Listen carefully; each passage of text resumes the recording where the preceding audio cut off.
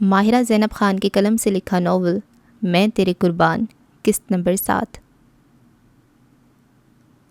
اگر دائم نہیں ہوتا ہے کچھ بھی تو غم کیوں مستقل رکھا ہوا ہے؟ تجھے تو مان رکھنا تھا ہمارا، مگر تو نے بھی دل رکھا ہوا ہے۔ فیکٹری کے تمام معاملات دیکھنے اور مسائل کا حل نکالنے کے بعد زید کو اپنی نگرانی میں آرڈر مکمل کروانے کی تلقین کرتے ہوئے وہ دوبارہ آفس جانے کی بجائے حویلی آ گیا تھا۔ کراچی کے ایک ہفتہ دورے کے بعد آج جب واپس آیا تو 1 منٹ بھی سکون سے نہیں بیٹھ سکا تھا۔ تھکن اس کے چہرے پر بھی غالب تھی۔ کہاں ہیں سب؟ غیر معمولی خاموشی کو وہاں پھیلے دیکھا تو اس نے چونک کر خالدہ بوا سے پوچھا۔ پھر سیڑھیاں چڑھتے ہوئے وہ اوپری منزل پر چلا آیا۔ دائیں ہاتھ پر رشام کا کمرہ تھا اور اس کے برابر میں بریزے کا۔ اس وقت رشام کی روم سے باتوں کی آوازیں آ رہی تھیں۔ کھلے دروازے پہ 2 انگلیوں سے دستک دیتے ہوئے وہ اندر داخل ہوا۔ میں نے سنا ہے کوئی جن ملنے آیا تھا تم سے؟ اس نے شرارت بھری سنجیدگی سے پوچھا تو اس کی آنکھوں میں پھر نمی جمع ہونے لگی۔ کوئی میری بات کا یقین ہی نہیں کر رہا۔ بیڈ کی بیک سے ٹیک لگائے بیٹھے روحانسی ہوتے ہوئے اس نے پھر رونا شروع کر دیا۔ اتنی دیر تک اس سے باتیں کرتی رہی جب تو کچھ نہیں ہوا اسے، اور اس جن کے غائب ہوتے ہی بے ہوش ہو کر گر پڑی۔ بھلا دیکھے تو صحیح، کیا پہلے ڈرنا یاد نہیں آیا تمہیں؟ ڈریسنگ ٹیبل کے کونے پر ٹکے فاز نے غیر سنجیدگی سے پوچھتے ہوئے گھورا۔ وہ بالکل ہماری طرح تھا۔ رونے کے درمیان وہ بولی۔ ہماری طرح؟ کیا ہم تمہیں جنات کی مخلوق میں سے لگ رہے ہیں بریزے؟ اس کے ساتھ بیٹھی رشام نے ایبروز کا کر پوچھا۔ میرا مطلب وہ نہیں تھا رشام، اصل میں وہ بالکل ایک انسان لگ رہا تھا۔ اسے سمجھ نہیں آ رہا تھا کہ کیسے ان سب کو یقین دلائے۔ اکثر جنات انسانوں کی شکل اختیار کر کے ظاہر ہوتے ہیں، اس میں کوئی بڑی بات نہیں ہے۔ رائٹنگ ٹیبل کی چیئر گھسیٹ کر بیٹھتے ہوئے سالار نے سادگی سے کہا۔ یعنی آپ کو یقین ہے نا مجھ پر کہ میں نے سچ میں اسے دیکھا ہے اور اس سے بات بھی کی ہے؟ بریزے نے آنسو اور خوشی کی ملی جلی کیفیت سے اسے دیکھا۔ چلو کوئی تو تھا جس کو اس پر یقین تھا۔ ہاں مجھے یقین ہے، لیکن اگلی بار جب وہ تم سے ملنے آئے تو اسے ہمارا ایک پیغام دینا۔ ہم اسے چائے کی دعوت پہ بلانا چاہتے ہیں، ساتھ بیٹھ کر تھوڑی گپ شپ لگائیں گے۔ ساری خوشی پل میں ملیا میٹ ہو گئی۔ شدید شاکی نظروں سے سالار کو دیکھتی ہوئے اس نے گھٹنوں پر سر گرا لیا۔ کیا اسے بائک چلانی آتی ہے بریزے؟ ہم اس کی ریس کروائیں گے عاشر کے ساتھ۔ دفع ہو جاؤ یہاں سے، اس نے تکیہ فاز کو کھینچ مارا۔ تم لوگ کیوں اس کے پیچھے پڑ گئے ہو؟ چلو جاؤ یہاں سے، اپنے اپنے کام کرو۔ زاریہ غازی نے بریزے کو اپنے ساتھ لگاتے ہوئے ان سب کو تنبیہ کی۔ میں جھوٹ نہیں کہہ رہی ہوں، ساری لائٹس خود بخود آف ہو گئی تھیں، اور وہ پھول آپ جا کر دیکھیں، وہ گلاب کا پھول ابھی بھی میری وارڈروب میں ہوگا۔ بریزے اتنے وسوق سے بولی تھی کہ لمحے کو کمرے میں خاموشی چھا گئی۔ فاز اور سالار نے ایک دوسرے کو دیکھا اور دوسرے لمحے کہہ کے لگا کر ہنس پڑے۔ گلاب کے پھول؟ بریزے کیا اس جن کی آئی سائٹ ویک ہے؟ گلاسز تو نہیں لگاتا وہ جو تمہارے لیے جادوئی پھول لے کر آتا ہے؟ لائٹس اگر خود بخود بند ہو گئی تھیں تو یقیناً ٹیکنیکل ایشو ہوا ہوگا۔ جاؤ بھائی، اپنے اوزار ہتھیار وغیرہ لے کر سوئچ بورڈ ٹھیک کرو اس کے روم کے۔ فاز اور سالار اسے سنجیدہ لینے کو تیار ہی نہیں تھے۔ کیا دل سے نکال نہیں پائے اسے ابھی تک؟ گمبھیر خاموشی والے کمرے میں ان کی نرم سی آواز ابھری۔ دل سے نکال دیا، ذہن سے نکلنے کو وہ راضی نہیں۔ اس کا انداز شکست خوردہ سا تھا، جانے کتنی اذیت اس کے اندر پنہاں تھی۔ دل سے نکل گئی ہے تو ذہن سے بھی نکل جائے گی۔ پہلے اسے پانے کی دعا کیا کرتا تھا اور اب اسے بھول جانے کے لیے تڑپتا ہوں۔ سر اور نگاہیں جھکی ہوئی تھیں، ہونٹوں پر زخمی سی مسکراہٹ رقصاں تھی۔ تمہیں معلوم ہے اللہ تم سے تمہاری محبوب چیز کو تم سے دور کر کے تمہیں آزماتا ہے۔ کیا میرا بندہ اب بھی میرا شکر گزار ہے؟ کیا اب بھی وہ میری رضا پر راضی ہے؟ کیا وہ صبر والا ہے؟ یا صرف تب تک میرے نام کی تسبیح پڑھتا ہے جب تک میں نے اسے سکون میں رکھا، جب تک اسے آسائش دی؟ جیسی اسے جانچنے کو اسے غم میں مبتلا کیا، وہ خفا ہو کر چلتا بنا کہ میرے رب نے مجھے تکلیف میں مبتلا کر دیا۔ یہ آزمائشیں تو ہمیں رب کی قریب کرتی ہیں داریان۔ کبھی بھی اس سے مایوس مت ہونا، اگر وہ تمہاری محبوب چیز تمہاری بھلائی کے لیے تم سے دور کرتا ہے تو اس سے بڑھ کر تمہیں کچھ اور عطا بھی کر دیتا ہے، اگر تم اس کی رضا میں سر جھکا دو تو۔ نرمی اور شائستگی سے سفید موتیوں والی تسبیح کے دانے گراتے ہوئے شاہ صاحب ہمیشہ اسے سمجھایا کرتے تھے، وہ جب بھی ان سے ملنے آیا کرتا تھا۔ وہ محبوب چیز نہیں تھی شاہ صاحب، وہ خود میری محبوب تھی۔ نم آنکھوں اور بھیگے لہجے میں اس نے کہا تو صرف اتنا، لیکن میں راضی ہوں اپنے رب سے، اگر وہ مجھ سے نہ بچھڑتی تو شاید میں اللہ سے نہ جڑ پاتا۔ دونوں ہاتھ چہرے پہ پھیرتی ہوئی اس نے خود کو نارمل کرنا چاہا۔ اب اجازت دیجیے، میں پھر ملنے آؤں گا آپ سے۔ ان کے ہاتھ کو چوم کر عقیدت سے آنکھوں سے لگاتے ہوئے اس نے جانے کی اجازت چاہی۔ کوشش کیا کرو، سورہ البقرہ کی تلاوت کر کے سویا کرو، نہیں آئیں گے برے خواب۔ ان کی بات پر وہ دنگ ہوا تھا۔ یہ بات تو اس نے انہیں نہیں بتائی تھی کہ وہ نیند میں ڈر جایا کرتا ہے۔ تمہارا چہرہ اور تمہاری آنکھیں ہمیں سب بتا دیتی ہیں۔ اس کے حیران سے چہرے کو دیکھتے ہوئے انہوں نے اس کے سر پہ ہاتھ رکھتے ہوئے کہا۔ وہ مغرب کے بعد ہی گھر لوٹا تھا۔ فرمان بھی آفس سے آ چکے تھے۔ روم میں جانے کی بجائے وہ لاؤنج میں ان کے ساتھ ہی بیٹھ گیا۔ کافی حد تک خود کو کمپوز کر چکا تھا۔ وہ جو نیوز چینل پر کوئی ٹاک شو دیکھنے میں مصروف تھے اب اس کی جانب متوجہ ہو چکے تھے۔ شاہ صاحب یاد فرما رہے تھے آپ کو بھی۔ داریان کے انداز میں شرارت کا عنصر تھا۔ میں ضرور جاؤں گا۔ ویسے تو فرمان دورانی مضبوط اعصاب کے مالک تھے، لیکن اس معاملے میں دائم اور مہد کی طرح ہی ہمیشہ ٹال جایا کرتے تھے۔ تم جا کر فریش ہو جاؤ، پھر کھانا کھا کر ہی اکیڈمی جانا۔ عیشا نے اس کی چائے سینٹرل ٹیبل پہ رکھتے ہوئے یقین دہانی کروائی۔ جامع سے آتے ہی اکیڈمی نکل جاتے ہو، رات گئے تک گھر واپسی ہوتی ہے تمہاری، کسی چیز کا کوئی ہوش ہی نہیں رہا تمہیں۔ صحت دیکھو اپنی، کتنے ویک لگ رہے ہو۔ رہنے دو عیشا، کیوں اسے سمجھانے میں اپنی توانائی ضائع کر رہی ہو؟ وہ سنجیدگی سے بولے۔ بھائی ایسے تو نہ کہیں۔ تو اور کیسے کہوں؟ میں اتنی محنت کس لیے کر رہا ہوں؟ تم لوگوں کے لیے ہی کر رہا ہوں۔ میرا بزنس میرے بعد تم لوگوں نے ہی سنبھالنا ہے۔ اللہ آپ کو زندگی دے، آپ اپنی جگہ پر ٹھیک ہے، لیکن میں بس کچھ ٹائم تک ہی اکیڈمی میں پڑھا رہا ہوں، اس کے بعد چھوڑ دوں گا۔ اس نے یقین دلانے والے انداز میں کہا۔ اکیڈمی تم پڑھائی ختم ہونے کے بعد بھی جوائن کر سکتے تھے۔ خیر چھوڑو۔ سر جھٹکتے ہوئے انہوں نے خود ہی بات ختم کر دی۔ ماشا نہیں آئی آج؟ یاد آنے پہ انہوں نے عیشا سے استفسار کیا۔ اپنے گھر سے زیادہ وہ دورانی ہاؤس میں ہی پائی جاتی تھی۔ آج اس کی کمی محسوس کی تو پوچھ بیٹھے۔ آئی تھی، دائم اور مہد نے جانے کیا کچھ کہہ کر ڈرا دیا اسے کہ میرے لاکھ روکنے پر بھی نہیں رکی۔ ڈرا دیا؟ کیا مطلب؟ کس بارے میں ڈرا دیا؟ فرمان کے ساتھ ساتھ داریان بھی ناسمجھی سے انہیں دیکھ رہا تھا۔ داریان کے بارے میں کچھ کہا ان دونوں نے اسے کہ اس نے شاہ صاحب سے قرآن پاک پڑھا ہے اور جن وغیرہ کے بارے میں کچھ؟ ہچکچاتے ہوئے عیشا نے بات ادھوری چھوڑ دی۔ جہاں وہ سر جھٹکتا اپنے فون پہ مصروف ہو چکا تھا، وہیں فرمان کے چہرے پر ناراضگی کے تاثرات ابھرے۔ ریشام، کوریڈور میں چلتے ہوئے عقب سے ابری آواز پر اس کے قدم تھمے۔ جی سالار بھائی؟ مڑ کر اس نے سوالیہ انداز میں استفسار کیا۔ کوئی پریشانی ہے؟ اس کے سوال پر وہ چونکی۔ نہیں تو؟ روئی ہو تم؟ پوچھنے سے زیادہ اس کا انداز میں وسوک تھا۔ میں وہ ایگزامس ہے نا، اس کی ٹینشن ہو رہی تھی۔ پیشانی چھوتے ہوئے اس نے مسکرانے کی کوشش کی۔ میں نے کبھی تم ایگزامس کی ٹینشن میں روتے ہوئے نہیں دیکھا۔ فائنلز ہے نا، ٹھیک سے پڑھ بھی نہیں سکی۔ کچھ بھی کنفیوژن ہو مجھ سے پوچھ لینا، رونا مت۔ یقین دہانی کرتے ہوئے سالار نے نرمی سے کہا تو وہ اس بات میں سر ہلا کے رہ گئی۔ روپہلی کرنوں نے جہاں کو روشن کرنا شروع کیا تو اندھیروں کو خود میں چھپائے رات نے بھی پر سمیٹ لیے۔ جگمگ کرتے شاہ آفتاب نے آسمان پر بسیرا ڈالا تو اس کی روشنیاں سادہن حویلی کے در و دیوار کو چمکانے لگیں۔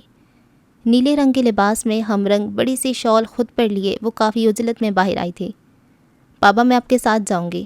ضمیر غازی آفس جانے کے لیے نکلنے والے تھے جب اس نے کہا۔ ریشام بیٹا ناشتہ تو کر لو۔ خالدہ بوا اس کا بیگ اور فائل اٹھائے وہیں آئی تھیں۔ ٹائم نہیں ہے خالدہ بوا، لیٹ ہو جاؤں گی۔ اس نے سامان ان سے لیتے ہوئے باعجلت کہا۔ تمہیں چھوڑنے میں مجھے دیر ہو جائے گی بیٹا، میری ضروری میٹنگ ہے آج۔ تمہیں تو ویسے بھی یوسف کے ساتھ جانا ہے نا، اس کا بھی تو پیپر ہوگا۔ اسے جانا ہوگا تو وہ چلا جائے گا، مجھے آپ کے ساتھ ہی جانا ہے۔ ضمیر غازی اس کے ضدی پن سے واقف تھے، کسی چیز پر اڑ جائے تو پھر کسی کی نہیں سنتی تھی۔ ٹھیک ہے چلو، ان کا کہنا تھا کہ وہ جھٹ فرنٹ سیٹ پر بیٹھ گئی۔ ریشام بی بی چلی گئیں؟ اس نے گیٹ سے باہر جاتی گاڑی کو دیکھتے ہوئے خالدہ بوا سے استفسار کیا۔ کہہ رہی تھی پیپر ہے تو جلدی جانا ہے، کیا وہ تم سے ناراض ہے یوسف؟ انہوں نے جانچتی نظروں سے اس کے چہرے کو دیکھا جس پہ تھکن غالب تھی۔ آنکھوں کی سرخی چغلی کھا رہی تھی کہ ساری رات وہ سویا نہیں تھا۔ مجھے نہیں معلوم، اس نے شانے اچکا کر کہا، انداز میں سادگی اور لا علمی تھی۔ طبیعت ٹھیک ہے تمہاری؟ کیا سوئی نہیں ہو ساری رات؟ اب کہ انہوں نے تشویش سے پوچھا۔ اس کا خیال وہ اپنے بیٹوں کی طرح ہی رکھا کرتی تھیں۔ پڑھنے کی کوشش کر رہا تھا اس لیے سو نہیں پایا۔ 2 انگلیوں سے پیشانی مسلتے ہوئے اس نے جواب دیا۔ دعا کیجیے گا پیپر اچھا ہو جائے میرا، تیاری میری کوئی اتنی خاص نہیں ہے۔ ساری رات پڑھنے کے باوجود بھی یہی کہہ رہے ہو؟ پڑھا نہیں ہے، پڑھنے کی کوشش کی تھی۔ ناشتہ تو کرتے جاؤ یوسف۔ اسے گاڑی کا دروازہ کھولتے دیکھ انہوں نے روکا۔ دل نہیں ہے، انکار کرتے ہوئے وہ اندر بیٹھ گیا تھا۔ کیا بنے گا ان بچوں کا؟ پڑھائی کو اتنا سر پہ سوار کر رکھا ہے کہ کھانے پینے کا ہوش بھی بھلا بیٹھے ہیں۔ بڑبڑاتے ہوئے وہ اندرونی حصے کی جانب بڑھ گئیں۔ یار اتنی پیاری کلیکشن لانچ ہوئی ہے کہ کیا بتاؤں، میرا تو دل چاہ رہا تھا کہ میں سبھی خرید لوں۔ کاش میرے پاس کوئی قارون کا خزانہ ہوتا تو پورا برانڈ اپنے نام پر کر لیتی، پر جوشی سے کہتی ہوئی آخر میں اس کے لہجے میں حسرت در آئی۔ وہ اس وقت ریسیپشن پہ کھڑی اپنی کولیگ زارا سے مخاطب تھی، جو اس کے دوست ہونے کے ساتھ ساتھ وہاں ورکر بھی تھی۔ دیکھنا، ایک دن میں اتنی امیر ہو جاؤں گی کہ 4-5 سوٹ نہیں بلکہ پورا سٹور ایک ساتھ خریدا کروں گی۔ اٹھی گردن کے ساتھ وہ جذب سے بولی، انشاءاللہ اب کام وغیرہ چھوڑ کر یہاں امیر ہونے کے منصوبے بناتی رہیں تو مستقل میں آپ تو شاید امیر ہو جائیں، لیکن ہم ضرور روڈ پر آ جائیں گے۔ غازی انڈسٹریز کو تو تالا ہی لگ جائے گا۔ عقب سے ابری آواز پر وہ دونوں ہڑبڑا کر پلٹیں، جہاں وہ آنکھوں میں طنز لیے انہیں دیکھ رہا تھا۔ گڈ مارننگ سر، زارا تو عجلت میں کہتے ہوئے وہاں سے رفو چکر ہو چکی تھی۔ تم تو ایسے کہہ رہے ہو جیسے اس کمپنی کا سارا برڈن میرے کندھوں پر ہے، وہ بھی اسی کے انداز میں بولی۔ مس نورین، آپ زید کو میرے پاس بھیج دیں۔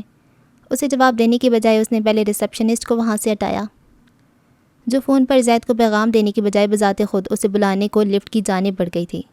بڑے سے گراؤنڈ فلور پر اکا دکا لوگ ہی موجود تھے جب وہ اس کی جانب متوجہ ہوا۔ ریسیپشنسٹ کی ڈیسک پر ہاتھ رکھتے ہوئے آنکھیں اس کے چہرے پر جمائیں۔ اکیلے میں تم مجھے جو مرضی کہہ کر مخاطب کرو، لیکن میرے ورکرز کے سامنے تمیز سے بات کیا کرو مجھ سے۔ کیوں؟ تمہیں ڈر ہے کہ کہیں تمہاری عزت خراب نہ ہو جائے؟ اس کے انداز میں طنز کی کاٹ تھی۔ مجھے تمہاری فکر ہے، تم اس انداز میں مجھ سے بات کرو گی تو لوگ تمہیں میری سیکرٹری نہیں بلکہ میری گرل فرینڈ سمجھیں گے۔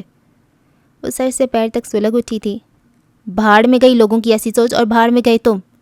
ڈیسک پر سے اپنی فائل اٹھاتی ایک شعلہ نظر اس پہ ڈالتے ہوئے وہ لفٹ کی جانب بڑھ گئی۔ پڑھا تو کچھ ٹھیک سے تھا نہیں، جیسے تیسے پیپر دے کر وہ پارکنگ میں آ گئی جہاں وہ پہلے سے اس کا منتظر تھا۔ لب بھنچے اس نے بیگ سے فون برآمد کیا۔ اسے نظر انداز کیے وہ کانٹیکٹس میں سالار کا نمبر سرچ کرنے لگی تھی جب اس کی آواز پر اس کی حرکت کرتی انگلیاں تھمیں۔ میں آپ ہی کا منتظر تھا۔ تو چلے جاؤ، میں سالار بھائی کو کال کر رہی ہوں، وہ آ جائیں گی مجھے لینے۔ بنا اسے دیکھے سرد و کھردرے لہجے میں جواب دیا۔ انہیں یہاں آنے میں کم از کم 45 منٹ لگ جائیں گے، آپ کب تک انتظار کریں گی؟ یہ تمہارا مسئلہ نہیں ہے، نہ ہی تمہیں میری فکر کرنے کی ضرورت ہے۔ میں آپ کو یہاں اکیلے چھوڑ کر نہیں جا سکتا۔ مجھے روتا ہوا چھوڑ کر جا سکتی ہو تو پھر اکیلا چھوڑ جانے میں کیا مسئلہ ہے؟ آپ ذمہ داری ہے میری، آپ کے حوالے سے سادین حویلی میں جواب دہ ہوں میں۔ نہیں ہوں میں تمہاری ذمہ داری، میرے حوالے سے تمہیں کسی کو جواب دینے کی ضرورت نہیں۔ بابا جان سے کہہ دوں گی تم سے کوئی اور کام کروا لیا کریں، لیکن میری ذمہ داری سے سبق دوش کر دیں۔ جو آپ مناسب سمجھیں۔ پشت پر بازو باندھے تھوڑے فاصلے پہ کھڑے اس نے جواب دیا۔ اس کے اسپاٹ انداز پہ ریشام کی آنکھوں میں پانی جمع ہونے لگا۔ شاکی نظروں سے اسے دیکھا جس کی نگاہیں جھکی ہوئی تھیں۔ پتھر دل انسان، وہ بڑبڑا کر رہ گئی۔ فی الحال اس وقت آپ کو واپس لے جانا میری ڈیوٹی ہے، پلیز گاڑی میں بیٹھ جائیں۔ اس کی ہٹ دھرمی پہ یوسف نے نرمی سے کہا۔ بیگ میں سے ٹیشو نکال کر آنکھوں کے کنارے صاف کرتی ہوئی وہ بیک ڈور کھول کر بیٹھ گئی۔ اس پتھر دل کے لیے میں کیوں آنسو بہا رہی ہوں؟ خود کو سرزنش کرتی ہوئے رونے سے باز رکھ رہی تھی، لیکن آنسوؤں کو روکنے میں وہ ناکام ثابت ہو رہی تھی۔ اس کا چہرہ دیکھا تو دل پہ لگے زخم پھر سے رسنے لگے۔ سوچ بھی نہیں سکتی تھی کہ کوئی اسے بھی ریجیکٹ کر سکتا ہے۔ آج اس نے ایک بار بھی نظر اٹھا کر بیک ویو کو نہیں دیکھا تھا، جہاں پہلی بار یوسف کی نظریں اٹھی ہوئی تھیں۔ کیا کہا ہے تم دونوں نے ماشا کو؟ چاول کا نوالا مہد کے حلق میں اٹک گیا تھا۔ چور نظروں سے فرمان کو دیکھا جو ڈائننگ ٹیبل کی سربراہی کرسی پہ براجمان کھانے سے ہاتھ روکے ان دونوں سے ہم کلام تھے۔ ارادہ نہیں تھا فرمان بھائی، بس زبان سے نکل گیا، دائم نے شرمندگی سے کہا۔ اپنی زبانوں کو کنٹرول میں رکھا کرو تو بہتر ہوگا، میں آئندہ ہرگز نہ سنوں کہ داریان کے حوالے سے تم نے کسی سے بھی کوئی بات کی ہے۔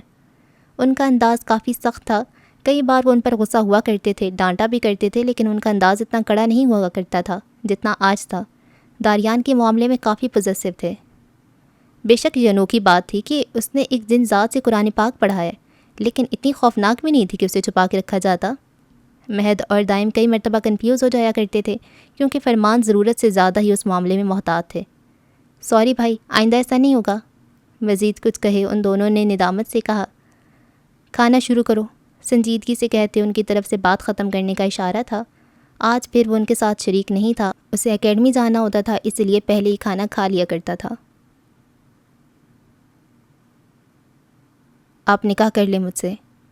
گمبھیر خاموشی کو اس کی بھاری آواز نے توڑا۔ وہ جو کھڑکی سے باہر بھاگتے دوڑتے مناظر کو دیکھنے میں مصروف تھی، اس کی بات پر حیرتوں کا شدید جھٹکا ہی تو لگا تھا اسے۔ تمہیں اندازہ بھی ہے تم کیا کہہ رہے ہو؟ مجھے معلوم ہے میں کیا کہہ رہا ہوں۔ آپ یہی چاہتی ہیں نا کہ میں حویلی میں آپ کا پروپوزل لے کر جاؤں؟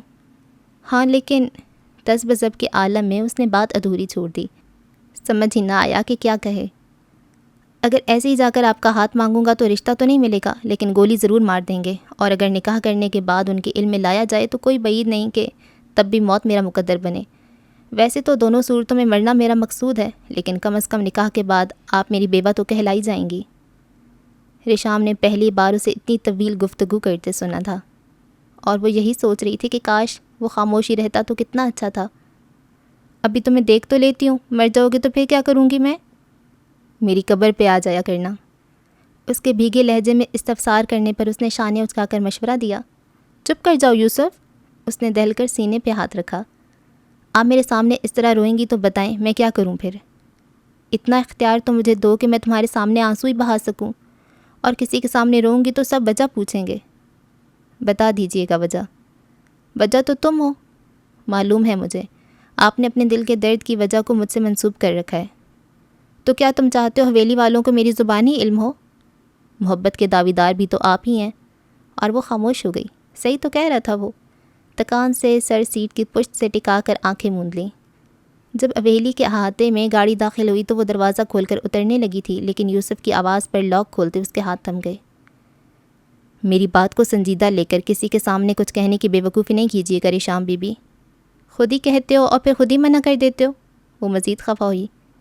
میری جان کی دشمن مت بنے۔ آپ کسی کو کچھ کہیں گی تو آپ کا کچھ نہیں جائے گا، گولی میرے سینے پر ہی لگے گی۔ ابھی بھی تمہیں اپنی ہی پڑی ہے، ایک تیز نظر اسے دیکھ کر کہا، پھر گاڑی سے اتر گئی۔ کاش وہ اسے بتا پاتا کہ اسے اپنی نہیں، صرف اس کی پرواہ تھی۔ ایک ہی جگہ بیٹھے رہنے اس کی عادت کے خلاف تھا۔ زخموں میں اٹھتے درد کو نظر انداز کیے وہ پورے کمرے میں یہاں سے وہاں سے آہستہ قدموں سے چل رہا تھا۔ علاج کرواؤ اس کا، شدید قسم کا ذہنی مرض لاحق ہو چکا ہے اسے۔ فاض کی زبانی اسے ساری بات کا علم ہوا تو وہ بیزاری سے بولا۔ وہ سچ میں کافی ڈری ہوئی ہے، بار بار اسی کا ذکر کیے جا رہی ہے۔ اسی لیے کہہ رہا ہوں، کل ہی تھپڑ کھایا میں نے اس سے، جن سمجھ کے غصہ کر رہی تھی مجھ پر۔ تمہیں جن سمجھ کے تھپڑ مار دیا اس نے؟ فاض نے شدید حیرانگی سے اسے دیکھا۔ شاید میری شکل میں آتا ہوگا اس کے پاس۔ مرر میں دیکھتے ہوئے اپنے ماتھے کے زخم کا جائزہ لیتے ہوئے اس نے خراب موڈ سے کہا۔ زخم کو ٹھیک ہونے میں ابھی وقت لگنا تھا، لیکن وہ تو کہہ رہی تھی کہ وہ جن انسانوں سے مشابہت رکھتا ہے۔ تو میں کیا تمہیں کوئی ماورائی مخلوق نظر آ رہا ہوں؟ عاشق نے کینہ تو اس نگاہوں سے اسے دیکھا تو وہ گڑبڑا اٹھا۔ سر پہ دوپٹہ لیے وہ ادب سے کافی دیر سعادت غازی کی روم میں بیٹھی رہی تھی۔ جب انہیں ساری بات کا علم ہوا تو انہوں نے اسے اپنے پاس بلا کر کافی دیر تک اس سے یہاں وہاں کی باتیں کرتے ہوئے اس کا دھیان بٹانے کی کوشش کی تھی۔ نماز پڑھتی ہو نا بریزے؟ جی دادا جان، اس نے اس بات میں سر ہلایا۔ ساتھ میں جتنا ہو سکے قرآن بھی پڑھنے کی عادت اپناؤ۔ ہر نماز کے بعد 5 آیت 10 آیت جتنی بھی ہو سکے سمجھ کر پڑھا کرو۔ خالی ذہن تو شیطان کا کارخانہ ہوتا ہے، فارغ بیٹھی رہو گی تو اس طرح کے خیال ہی آئیں گے۔ کوشش کرو اپنی روٹین کو بزی کرنے کی۔ آپ ٹھیک کہہ رہے ہیں، میں بھی اب تنگ آ چکی ہوں، اس لیے آگے بڑھنے کا ارادہ کر لیا ہے۔ پرعزم انداز میں وہ مسکراتے ہوئے بولی۔ یہ تو بہت اچھی بات ہے۔ وہ اس کے فیصلے سے خوش تھے۔ جسے پڑھائی جاری رکھنے کے لیے کوئی قائل نہیں کر پایا تھا، وہ کام اس جن کے خوف نے کر ڈالا تھا۔ چلو یہ بھی ٹھیک ہوا، جن کی بدولت ہی صحیح اس نے اپنا فیصلہ تو بدلا۔ میں عاشر کی یونیورسٹی میں ایڈمیشن لے رہی ہوں، آپ اسے سمجھا دیجیے گا کہ فضول میں میرے ساتھ لڑائیاں نہ کرے، اور جب میں کہوں تو میری ہیلپ بھی کر دیا کرے۔ میں کہہ دوں گا بشرطے کا وہ میری بات سن لے۔ میں اس کو بھیجوں آپ کے پاس؟ اس کی طبیعت ٹھیک نہیں ہوئی ابھی تک، پھر بھی کہہ دینا کہ میں نے بلایا ہے۔ ٹھیک ہے، ادب سے کہتی بھی وہ ان کے روم سے باہر نکل آئی۔ اب یہ فاتح میرے سامنے آیا تو ہرگز لحاظ نہیں کروں گی اس کا۔ دادا جان سے بھی باتیں سننی پڑ گئیں اس کی وجہ سے۔ جب تک اپنی آنکھوں سے اسے نہیں دیکھیں گے یہ لوگ یقین ہی نہیں کریں گے کہ مجھ پر جن کا سایہ ہے۔ اپنے ہی آپ سے بڑبڑاتے بھی آخر میں اس نے جھرجھری لی۔ کبھی سوچا بھی نہیں تھا کہ مجھے بھی جن دکھائی دینے لگیں گے۔ اپنی سوچوں کو جھٹکتے بھی وہ ہلکی سی دستک دے کر روم میں داخل ہوئی، جہاں اس کا شاہانہ کمرہ خالی تھا۔ اسے وہاں موجود نہ پا کر وہ باہر جانے کو مڑی تھی، جب بھی کسی خیال کے تحت اس کے قدم تھمے۔ بالکنی کا گلاس ڈور کھلا ہوا تھا، جہاں سے خنک ہوائیں اندر داخل ہو رہی تھیں۔ دبے قدموں سے وہ اس جانب بڑھ گئی. ریلنگ پہ ایک ہاتھ رکھے دوسرے ہاتھ میں سگریٹ دبائے وہ وہاں سے نظر آتے مناظر کو دیکھنے میں مشغول اس کی آمد کا نوٹس ہی نہیں لے پایا تھا. عاشر تم سگریٹ پی رہے ہو؟ اس کی آنکھوں میں تحیر تھا. حویلی کے کسی مرد اور لڑکے کو اسموکنگ کی عادت نہیں تھی. اس کی اچانک آمد پہ وہ گڑبڑا اٹھا. تم میں سے مطلب اپنے کام سے کام رکھو. روڈ لہجے میں کہتے ہوئے اس نے بریزے کو زیادہ اہمیت نہیں دی تھی لیکن ہلکا سا ڈر ضرور تھا کہ کہیں وہ کسی کو کچھ بتا نہ دے.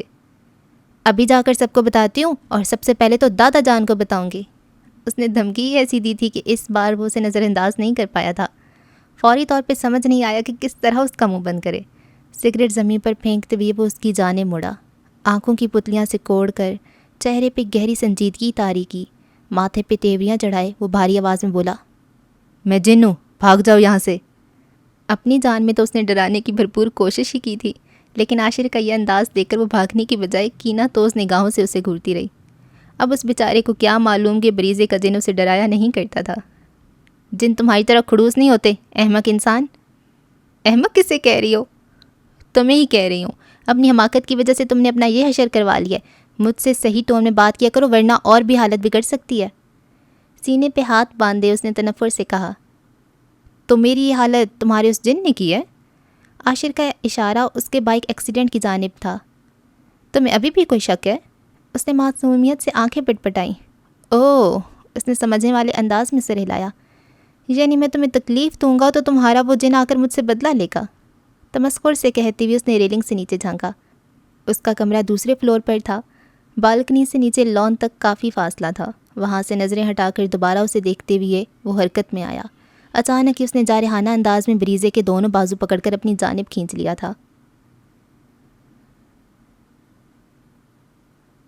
اپنے پرتعش آفس میں راکنگ چیئر پر بیٹھے سامنے پڑی فائل کو دیکھتے ہوئے وہ ساتھ ہی زید سے بھی مخاطب تھا جو اسے آرڈرز کے متعلق تفصیلات دے رہا تھا.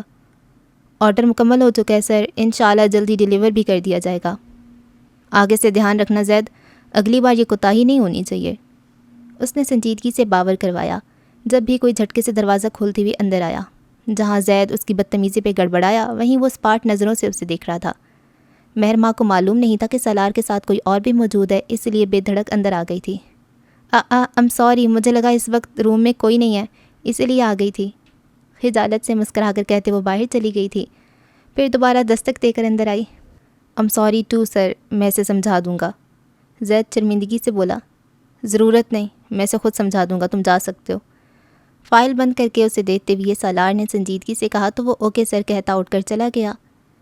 فرمائیے, میرے روم میں تشریف لانے کے لیے کس چیز نے مجبور کیا آپ کو؟ انہوں نے. مہربان نے چند فائلز اس کے سامنے رکھی.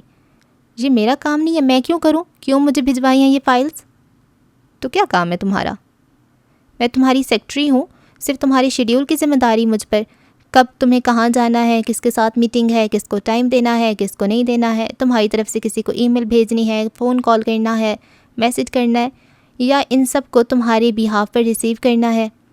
صرف اتنی ذمہ داری ہے مجھ پر. سر ہلاتے ہوئے وہ دھیان سے اسے روانی میں کہتے ہوئے سن رہا تھا. لیکن یہ سب کام تو میرے لیے زید کر رہا ہے.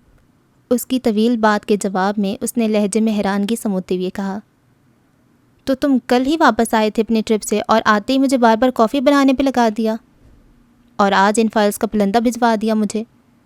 میری غیر موجودگی میں کیا کرتی تھی جب میں یہاں پر نہیں تھا؟ وجاہت سر جو کام بتاتے تھے وہ کر لیا کرتی تھی. اور رائٹ, ابھی بھی وہی کرو کام. میں کچھ دن تک تمہاری شکل نہیں دیکھنا چاہتا, اس لیے مجھے نظر مت آنا. تم نے مجھے یہاں تذلیل کرنے کے لیے جان بوجھ کر روک رکھا ہے؟ نہیں. اس نے سادگی سے مہرماں کی نگاہوں میں دیکھا. میں واقعی میں تمہاری شکل نہیں دیکھنا چاہتا. سالار غازی اس کام میں ماہر تھا. اسے معلوم تھا کس طرح اپنے لفظوں سے اسے آگ لگانی ہے. ایسی بات ہے تو پھر اب تم سارا وقت میری شکل دیکھو گے, میں یہاں سے جانے والی نہیں. اس کے سامنے پڑی چیئر گھسیٹ کر وہ ٹانگ پر ٹانگ رکھ کر بیٹھ گئی, لیکن گھورنا بند نہیں کیا. میں تمہارا باس ہوں, تمہیں میرا حکم ماننا چاہیے مس مہرماں. اس کے انداز میں ہلکا پھلکا پن تھا. مہرماں کی حرکت اسے زیادہ کوئی فرق نہیں پڑا تھا. نہیں مانوں گی میں, چاہو تو جاب سے نکال دو. تنزیہ مسکراہٹ سے جواب دیا. تم آج بھی ویسی ہو, ضدی اور بدتمیز. بالکل میں ایسی ہوں اور ہمیشہ ہی ایسی رہوں گی, ضدی اور بدتمیز. چبا چبا کر اس نے لفظوں کو دہرایا. اس وقت لنچ بریک تھا۔ اسکول کے بڑے سے گراؤنڈ میں شور و غل سا مچا تھا۔ کافی سارے اسٹوڈنٹس خوش گپیوں اور کھیلوں میں مصروف تھے۔ کچھ گروپ کی شکل میں کھیل رہے تھے تو کچھ کی ترجیح بریک میں بھی اپنی پڑھائی تھی۔ ایک طرف پڑی لکڑی کے سنگی بینچ پر وہ موبائل فون ہاتھ میں لیے ہوئے تھی۔ سر اس پر جھکائے کچھ دیکھنے میں مصروف تھی جہاں ایک ویڈیو چل رہی تھی، جبکہ اس کے پاس کچھ فاصلے پر بیٹھا ہیری ٹیشو میں لپٹا برگر کافی رغبت سے کھانے میں مگن تھا۔ ویڈیو بلا شبہ کل رات کی تھی۔ سینکڑوں کے مجمع میں بڑے سے اسٹیج پر وہ مائک پکڑے پرفارم کر رہا تھا۔ چیخوں اور سیٹیوں سے شائقین محفل نے ماحول کو گرمایا ہوا تھا۔ اس کا دوست ڈیرک بھی اس کے ساتھ تھا، جو گانے میں اس کا ساتھ دیتے ہوئے گٹار پہ مختلف دھن بھی بجا رہا تھا۔ موبائل کی اسکرین بند کر کے وہ اس کی جانب متوجہ ہوئی۔ اس کامیاب کنسرٹ کے بعد کیا تم نے سیلیبریشن نہیں کی؟ میں وہاں رکا ہی نہیں۔ کیوں؟ وہ جس قسم کی سیلیبریشن کرتے ہیں میں وہاں کمفرٹیبل فیل نہیں کرتا، اسی لیے ساتھ شریک نہیں ہوتا۔ ہاں لیکن پوک اور وائن تو تمہارے گھر بھی ڈیلی روٹین کا حصہ ہے نا؟ تمہیں معلوم ہے میں نہیں کھاتا، اپنے لیے کچھ اور بنا لیتا ہوں، پاستا یا سینڈوچ، اور پہلی بار جب ڈرنک کی تھی تو میری طبیعت خراب ہو گئی تھی۔ اس کا ذائقہ میرا معدہ قبول نہیں کرتا، میں نے فوراً الٹی کر دی تھی۔ اس کے بعد دوبارہ اسے ہاتھ ہی نہیں لگایا۔ آئزل کا خیال اس کے بارے میں کچھ غلط نہیں تھا، وہ واقعی میں صرف نام کا ہی نان مسلم تھا۔ کیسا لگا تمہیں میرا چھوٹا سا کنسرٹ؟ کول لگ رہا ہوں نا میں؟ اس نے اشتیاق سے پوچھا۔ کول سے زیادہ تو بدماش لگ رہے تھے۔ آئزل کا اشارہ اس کے کھلے گریبان والی شرٹ پر تھا۔ بدماش وہ کیا ہوتا ہے؟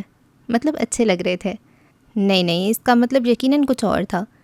نفی میں سر ہلاتے ہوئے اس نے خفگی سے اسے دیکھا۔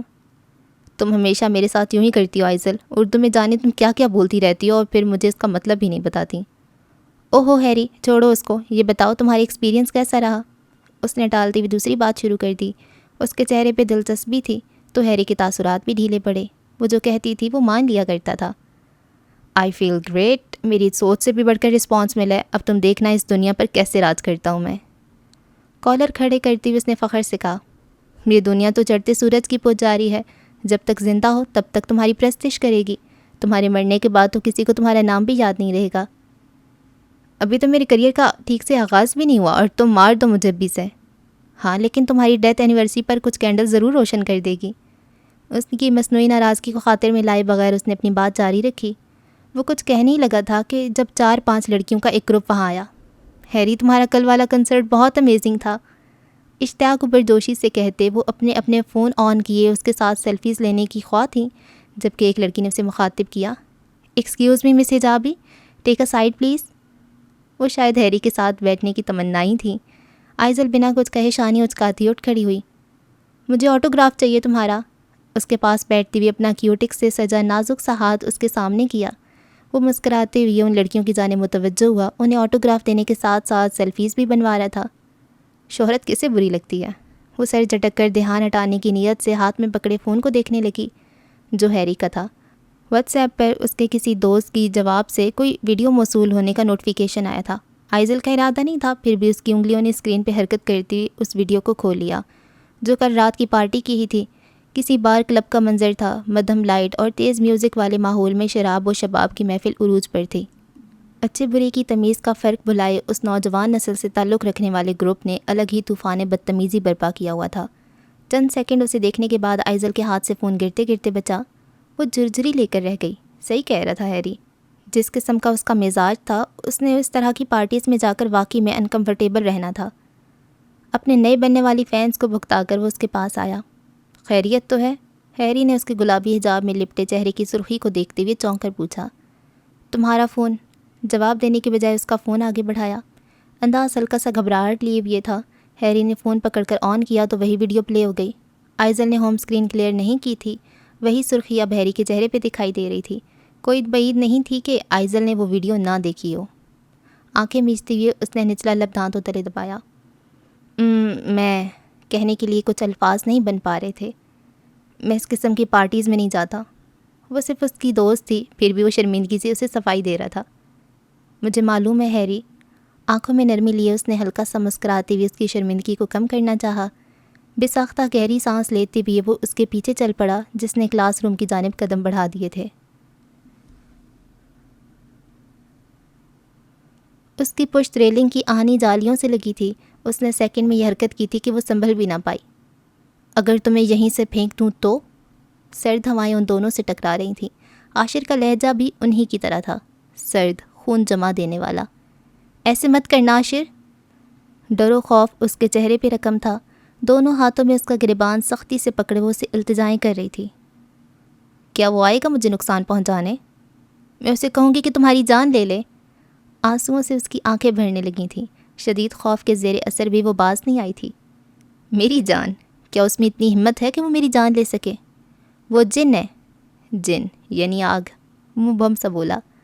وہی آگ جو تمہیں جلا کر بھسم کر دے گی۔ اس کی آنکھوں میں دیکھتی وہ نفرت سے بولی۔ کھلے ہوئے یہ بال اس کے چہرے کے گرد تسلط جما رہے تھے۔ اس کی وجہ سے تم نے مجھے تھپڑ مارا تھا۔ کچھ طبیعت کی خرابی اور کچھ بے خوابی کے باعث اس کی آنکھوں میں سرخ ڈورے تھے، چہرے پہ سخت آواز اور بھاری آواز۔ وریزے کو اس کا انداز مزید خوف میں مبتلا کر رہا تھا۔ میں نے جان بوجھ کر نہیں مارا تھا عاشر۔ جس سچویشن کا وہ شکار تھی، مشکل سے ہی وہ الفاظ اس کے لبوں سے ادا ہو رہے تھے۔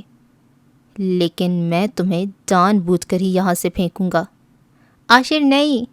بریزے نے اتنی سختی سے اس کی شرٹ کو پکڑا ہوا تھا کہ اس کے تیز ناخن اس کی گردن پر خراشیں ڈال گئے تھے۔ جن کی تکلیف کو خاطر میں لائے بغیر اس نے جھٹکے سے اسے چھوڑتے ہوئے پیچھے کیا۔ آئندہ میرے کمرے میں قدم بھی مت رکھنا، ورنہ میں بہت برا پیش آؤں گا تمہارے ساتھ۔ تنبیہ سے زیادہ اس کا انداز دھمکانے والا تھا۔ سختی سے کہہ کر وہ وہاں سے نکل کر روم میں چلا گیا تھا۔ جنگلی انسان، اس نے دکھتے ہوئے بازو کو سہلاتے ہوئے اس کی پشت کو گھورا۔ عاشر کی اس حرکت سے اس کی جان بس نکلنے کو تھی۔ اگر تو وہ پاگل انسان واقعی اسے وہاں سے پھینک دیتا تو؟ اس سے آگے تو وہ تصور بھی نہیں کرنا چاہتی تھی۔ ماں آپ نے بلایا تھا؟ دروازہ نوک کرتے ہوئے وہ اندر آیا جہاں سفینہ غازی اس کی منتظر تھیں۔ بیٹھو، میں نے کچھ بات کرنی ہے تم سے۔ ان کا انداز غیر معمولی تھا۔ سب خیریت ہے؟ سالار نے کچھ چونک کر ان کے چہرے کی سنجیدگی دیکھی۔ تمہارے بابا چاہتے ہیں کہ ریشام سے تمہاری شادی ہو، انہوں نے لگی لپٹی رکھے بغیر کہا۔ تو سالار کو سمجھ نہیں آئی تھی کہ اس میں ایسی کیا خاص بات تھی۔ کیا تم راضی ہو؟ سفینہ غازی نے حیرت سے پوچھا۔ بابا جان نے مجھ سے بات کی تھی اس بارے میں، مجھے کوئی اعتراض نہیں۔ کیا تمہیں بھی اپنے باپ کی طرح ریشام کی جائیداد میں زیادہ دلچسپی ہے؟ ایسی بات نہیں ہے، کیا آپ کو میں ایسا لگتا ہوں؟ اس نے ناراضگی سے پوچھا۔ پھر میری بات مان لو، ریشام کے لیے انکار کر دو اپنے بابا کو۔ یہ آپ کیا کہہ رہی ہیں؟ ریشام کی شادی مجھ سے نہیں ہوگی تو کس سے ہوگی؟ جب گھر میں ہی رشتہ موجود ہے تو باہر جانے کی کیا ضرورت ہے؟ تمہیں گھر میں ہی شادی کرنی ہے تو بریزے سے کر لو، ریشام کی تو فاس سے بھی ہو سکتی ہے۔ آپ ریشام کے لیے اپنے دل میں نرمی پیدا نہیں کر سکتی؟ سالار نے بے بسی سے انہیں دیکھا۔ وہ لڑکی آپ کے بیٹی کی خوشی ہے، یہی سوچ کر اسے قبول کر لیں۔ وہ لڑکی نہیں، اس لڑکی کی پراپرٹی تمہاری خوشی ہے، ماں ہوں تمہاری، مجھے اپنے لفظوں کے جال میں الجھانے کی کوشش مت کرو۔ سفینہ غازی نے تیز لہجے میں دو ٹوک کہا۔ وہ اٹھ کر ان کے سامنے کھڑا ہوا، شانوں سے تھام کر نرمی سے بولا۔ جب آپ جانتی ہی ہیں تو پھر مان کیوں نہیں لیتی میری بات؟ میں ہرگز اسے اپنی بہو نہیں بناؤں گی سالار۔ اس کے ہاتھ جھٹکتے ہوئے انہوں نے تنفر سے کہا۔ کیا لگتا ہے آپ کو یہ خاتون کیک بنانے میں کامیاب ہو پائیں گی آج؟ چمچ کو مائک بنائے دائم کے سامنے کیے، وہ سنجیدگی سے اس کے تاثرات جاننے کا خواہش مند تھا۔ وہ بھی سنجیدہ سا سینے پہ بازو لپیٹے کھڑا پر سوچ سے انداز میں اپنے خیالات بتا رہا تھا۔ کیک کا تو پتہ نہیں، لیکن آج پھر وہ راشن ٹھکانے لگنے والا ہے جو میں 4 گھنٹے کی خواری کر کے لاتا ہوں۔ آخر میں وہ افسوس سے بولا۔ تم دونوں اپنا یہ شو باہر جا کر بھی کر سکتے ہو، ماشا نے مصروف سے انداز میں ساتھیوں نے گھکا تھا۔ ماشا، تمہیں کون سی خوشی ملتی ہے ہمارے کچن کا کباڑا کر کے؟ بھابھی تو سائڈ پر ہو جاتی ہے، سمیٹنا مجھے پڑتا ہے۔ دائم بے بسی سے اس سے محوے سوال تھا۔ دیکھو میرا دھیان بٹاؤ مت، کیک خراب ہوا تو میں تم دونوں کا حشر کر دینا ہے۔ کیک تو بیکری سے بھی آ سکتا ہے، پیسے بھی کم لگیں گے اور ذائقے میں بھی اچھا ہوگا، لیکن تم نہ صرف یہاں اتنی مہنگی چیزوں اور وقت کا ضیاع کر رہی ہو، ساتھ میں کچن بھی پھیلا رہی ہو۔ میں نے فرمان بھائی سے کہا تھا کہ ان کی برتھ ڈے پر میں ہی کیک بناؤں گی، اب جاؤ یہاں سے اور مجھے سکون سے بنانے دو۔ دائم اور مہد دونوں ہی ایک دوسرے کو دیکھ کر رہ گئے۔ تم دونوں مت تنگ کرو اسے، بار بار ڈسٹرب کرو گے تو وہ کیسے ٹھیک سے بنا پائے گی؟ اس کی مدد کرواتی عیشا نے بھی ان دونوں کو تنبیہ کی۔ جب ہی اچانک سے اوپری پورشن سے ایک شور بلند ہوا۔ آوازیں ایسی تھیں جیسے بھاری ساز و سامان کو پوری قوت سے اٹھا کر پھینکا جا رہا ہو۔ اللہ خیر، لگتا ہے آج تو بری طرح طیش آیا ہے۔ مہد نے دہل کر سینے پہ ہاتھ رکھ کر کہا۔ کس کو؟ ماشا نے ناسمجھی سے پوچھا۔ داریان بھائی کی ایکس گرل فرینڈ کو، اور کس کو؟ اب کیا بتاؤں تمہیں، محبت کرتے تھے ایک جن زادی سے، لیکن پھر بریک اپ ہو گیا۔ اب کبھی کبھار آ جاتی ہے غصہ کرنے۔ جن زادی؟ کیک کا امیزہ پھینٹتے ہوئے اس کے ہاتھ لرز گئے۔ فضول مت بولو مہد، عیشا نے بیلن اس کے شانے پہ مار دیا۔ فرمان کے لاکھ سمجھانے کے بعد بھی وہ کہاں مانتے تھے۔ ایسی سچویشن میں مہد اور دائم تو سیڑھیوں کے قریب بھی نہیں جاتے تھے۔ فرمان اسٹڈی روم میں تھے۔ جب شور کی آواز ان تک گئی تو وہ تیزی سے اوپر کی جانب بھاگے۔ ان کے علاوہ وہ کسی کے قابو میں نہیں آتا تھا۔ دیکھو بہن، میری بات شاید تمہیں بری لگے، لیکن اس جن زادے کے ہوتے ہوئے تمہاری جگہ نہیں بن سکتی درانی پیلس میں، صاف بتا رہا ہوں میں۔ مہد نے صاف گوئی کی حد کر دی تھی، جبکہ وہ کیک بھول بھال کر حیران پریشان سی کھڑی تھی۔ تم نے کہا تھا وہ کسی سے کمیٹڈ ہیں؟ اس کی سرسراتی آواز نکلی۔ بریک اپ ہوئے تو عرصہ ہو گیا، لیکن وہ کافی وفادار قسم کے انسان ہے، ابھی تک خود کو اس کا پابند سمجھتے ہیں۔ بھابھی، وہ روحان سی ہوتی ہوئی عیشا کی جانب مڑی۔ جن زادی سے محبت کرتا ہے وہ؟ اس کی آنکھوں میں موٹے موٹے آنسو تیرنے لگے۔ ان کی فضول باتیں مت سنا کرو ماشا، ایسا کچھ بھی نہیں ہے۔ اسے گلے لگا کر تسلی دیتے بھی وہ ساتھ ہی ان دونوں کو بھی کھینکا جو موقع نہیں چھوڑتے تھے اسے تنگ کرنے کا۔ گہری کالی رات نے جہاں کو اپنے سائے میں لے رکھا تھا، دوسروں کو دن سے مشابہت دیتی جبکہ خود ایک پوری چڑیل ہے۔ ڈریسنگ ٹیبل کے سامنے کھڑے وہ اپنی گردن اور سینے پہ لگے اس کے ناخنوں کی خراش کو دیکھ رہا تھا، جن میں اب جلن محسوس ہو رہی تھی۔ یہ تو جیسے طے تھا کہ اسے ہر تکلیف اور ہر درد صرف لڑکی کی وجہ سے ہی ملنا تھا۔ دروازے پہ دستک کی آواز ابھری تو وہ سر جھٹکتے ہوئے وہاں سے ہٹ کر دروازے کی جانب آیا۔ لاک ہٹا کر گیٹ کھولا تو سامنے فاز کھڑا تھا۔ ایسے کون سے کام کرتے ہو جو تمہیں لاک لگا کر رکھنا پڑتا ہے روم میں؟ وہ چھمبے سے کہتا ہوا اندر چلا آیا۔ عاشر نے دوبارہ دروازہ لاک کر دیا۔ یہ کیا ہوا ہے؟ فاز نے اس کی گردن پہ پڑی خراشوں کو دیکھتے ہوئے چونک کر پوچھا۔ ایک چڑیل نے حملہ کر دیا تھا۔ خراشوں پہ انگلیاں پھیرتے ہوئے وہ اکڑے لہجے میں بولا۔ کیوں جھگڑا کرتے ہو اسے اس کے حال پہ چھوڑ دو نا۔ میں کہاں جھگڑا کرتا ہوں اس سے، وہ خود ہی کوئی نہ کوئی بات نکال دیتی ہے۔ تم نظر انداز بھی تو کر سکتے ہو۔ اپنی بہن کی اتنی سائڈ لینی ہے تو نکل جاؤ میرے روم سے۔ غصہ مت کرو، میں صرف تمہیں سمجھا رہا تھا۔ مجھے سمجھ نہیں آ رہا کہ تم کیا سمجھانا چاہتے ہو مجھے۔ صرف اتنا کہ بریزے سے دور رہو، اگر تمہاری اس سے نہیں بنتی تو وہ میری بہن نہیں ہے، اس سے بڑھ کر ہے میرے لیے۔ عاشر نے اس کی بات کے جواب میں کچھ نہیں کہا۔ یقیناً اس کی بھائیوں والی غیرت جوش مار رہی تھی۔ ٹھیک ہے بھائی، نہیں لڑوں گا تمہاری سائیکو بہن سے۔ اب یہ بتاؤ، میرے لیپ ٹاپ کا چارجر ٹھیک کر دیا تم نے؟ صبح سے دے رکھا ہے میں نے۔ اس نے بہتر یہی جانا کہ وہ ٹاپک ہی ختم کر دیا جائے۔ اس نے بات پلٹتی تھی۔ فاز کوئی جواب دینے لگا تھا جب ہی دروازہ ناک ہوا۔ اب کیا مسئلہ ہو گیا ہے؟ وہ بڑبڑاتے ہوئے دروازے کی جانب بڑھا۔ لاک کھول کر جیسے ہی دروازہ کھولا تو سامنے کھڑے شخص کو دیکھ کر ساکت رہ گیا۔ مجھے افسوس کے ساتھ کہنا پڑ رہا ہے کہ تمہارا چارجر اب ٹھیک ہونے کے قابل نہیں رہا، بہتر ہوگا نیا خرید لو۔ ہاتھ میں لیپ ٹاپ اور چارجر پکڑے وہ اپنی ہی کہے جا رہا تھا، جبکہ عاشر کو زمین و آسمان دونوں ایک ساتھ گھومتے ہوئے معلوم ہو رہے تھے۔ اس نے دروازہ آدھا کھولا ہوا تھا۔ جب ہی باہر کھڑا فاز دیکھ نہیں سکتا تھا کہ اندر کیا ہو رہا ہے۔ عاشر جھٹکے سے پیچھے مڑ کر دیکھا۔ انتہائی سیاہ آنکھوں اور سفید چہرے والا وہ شخص مبہم سے مسکراتے ہوئے اس کی آنکھوں میں دیکھ رہا تھا۔ وہ چہرہ فاز کا نہیں تھا، وہ وہی چہرہ تھا جسے وہ پہلے بھی دیکھ چکا تھا، اپنے ایکسیڈنٹ سے پہلے۔ کیا ہو گیا؟ چارجر خراب ہونے کا صدمہ ہی لے لیا تم نے؟ فاز کو اس کا انداز سمجھ نہیں آ رہا تھا۔ اندر مت آنا، درشتی سے کہتے ہوئے فاز کے منہ پر دروازہ بند کر کے اس نے بال چڑھا دیا۔ 2 سیکنڈ آنکھیں بند کر کے گہری سانس بھری، پھر مڑ کر دیکھا، لیکن کمرہ خالی تھا۔ ماہرہ زینب خان کے قلم سے لکھا ناول میں تیرے قربان قسط نمبر 7 کا اختتام ہوا۔ آپ سے اگلی قسط میں ملاقات ہوگی، تب تک کے لیے اللہ حافظ۔